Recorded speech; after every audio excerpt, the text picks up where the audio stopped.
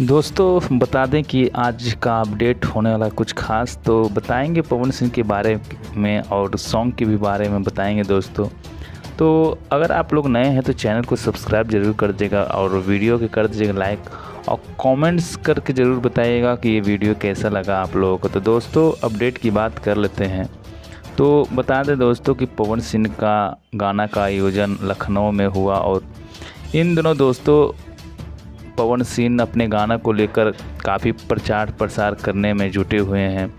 और काफ़ी उनका रिस्पांस भी अच्छा खासा मिल रहा है। पवन सिंह का हर गाना मिलियन क्रॉस कर रहा है और बहुत ही खुशी की बात है कि दर्शकों का प्यार आशीर्वाद दुलार मिल रहा है और पवन सिंह इसी तरह तरक्की करते रहे और अच्छी गाना देते रहें और काफ़ी अच्छे गाना करते हुए दोस्तों उनका अच्छा फिल्म भी आ रहा है और दर्शकों को अच्छा सॉन्ग लग रहा है, उनको अच्छा रिस्पांस मिल रहा है